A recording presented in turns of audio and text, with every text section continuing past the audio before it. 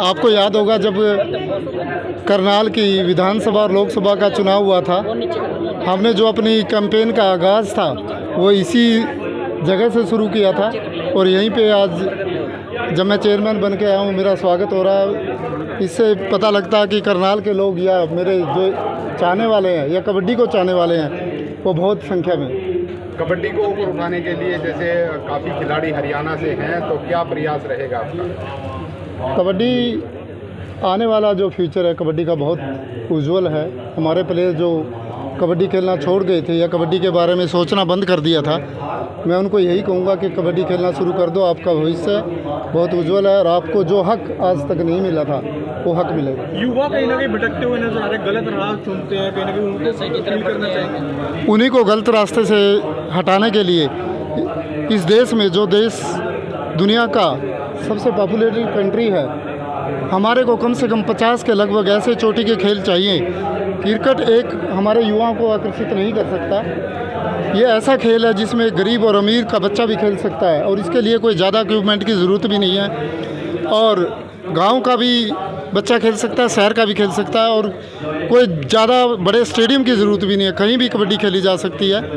अभी हमने recently Canada में भी वर्ल्ड कबड्डी कप कराया और आने वाले टाइम में देखोगे एशिया कप होने जा रहा है, उसका ब्यौरा मैं आपको आने वाले टाइम में दूंगा।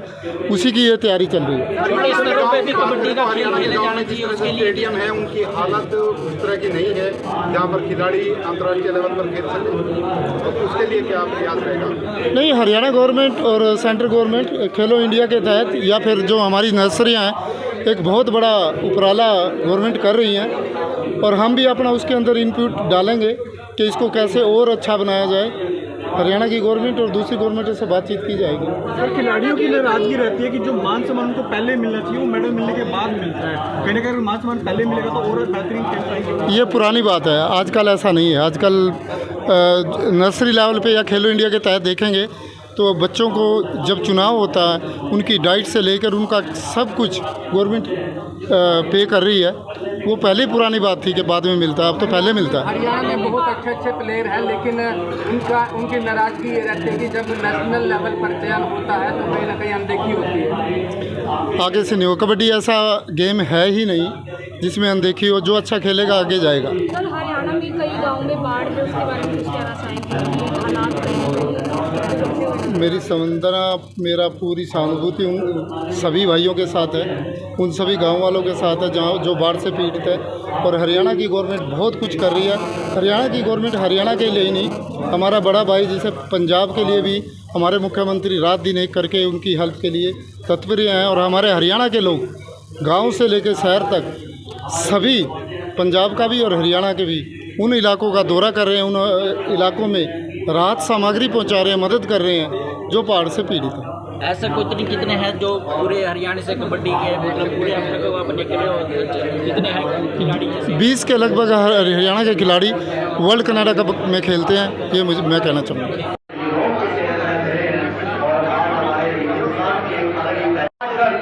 लाखों की तालों में बांटी है और हमारे बीच में आज के हमारे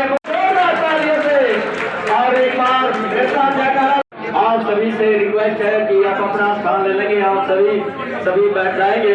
और सुभाष सैनी जी पानीपत से हमारे बीच में पहुंचे, एडवोकेट साहब अपनी पूरी टीम के साथ पहुंचे हैं।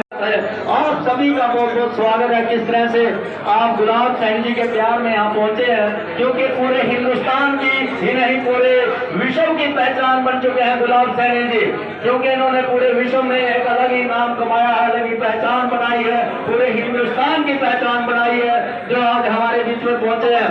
मैं सभी से स्वागत करेंगे कमल सैनी जी। कमल सैनी जी भाई बहुत बढ़िया हमारे काम कर रहे हैं पूरे हरियाणा में, और एक बुक्के से स्वागत कर रहे हैं कमल सैनी जी, जो बुक्के से, और एक पगड़ी कमल सैनी पगड़ी जो है पगड़ी हमारी आन बान और शान है, हमारी हरियाणा की जोरदार तालियां आपकी सैनी द्वारा जी।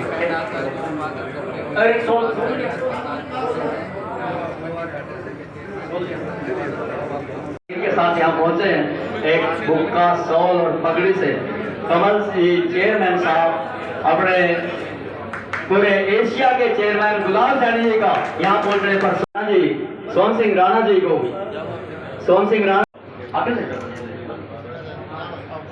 सोहन सिंह राणा जी को भी एक भुगता पगड़ी और शॉल से सम्मानित कर रहे हैं।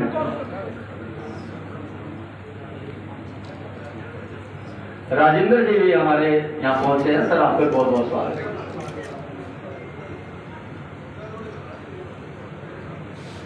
अभी बहुत बहुत स्वागत। और एक पगड़ी भी, कमल भाई पगड़ी भी किस तरह से खुश रहते हैं हमारे प्रधान जी, ऑल इंडिया सैनी समाज के प्रधान है नवनीत सैनी जी, सबको साथ लेकर चलते हैं, खुश रहते हैं और एक भाईचारे के साथ एक सोल भी।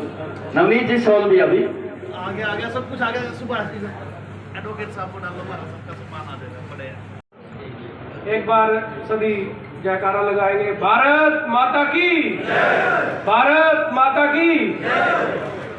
देखिए आज हमारे लिए बहुत ही गौरव का दिन है। हमारे बीच में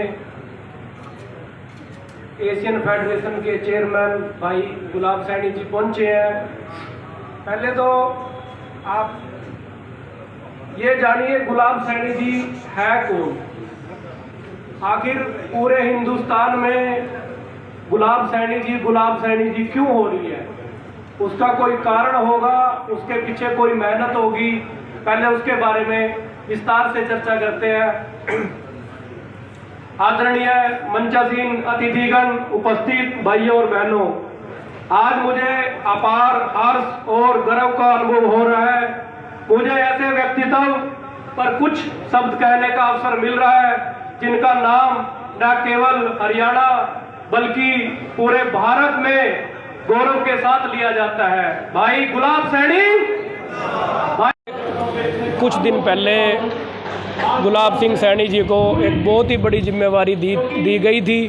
एशियन कबड्डी फेडरेशन के चेयरमैन उनको बनाया गया था और ये हमारे समाज के लिए और पूरे हरियाणा और हिंदुस्तान के लिए बड़े गौरव की बात है कि हरियाणा का व्यक्ति इस पोजीशन के ऊपर पहुंचा है। तो आज हमने करनाल में उनका स्वागत समारोह रखा है। उनको एशियन फेडरेशन कबड्डी का चेयरमैन बनाया है, तो इसलिए हमने सभी साथियों ने मिलकर आज उनका करनाल में स्वागत समारोह रखा है।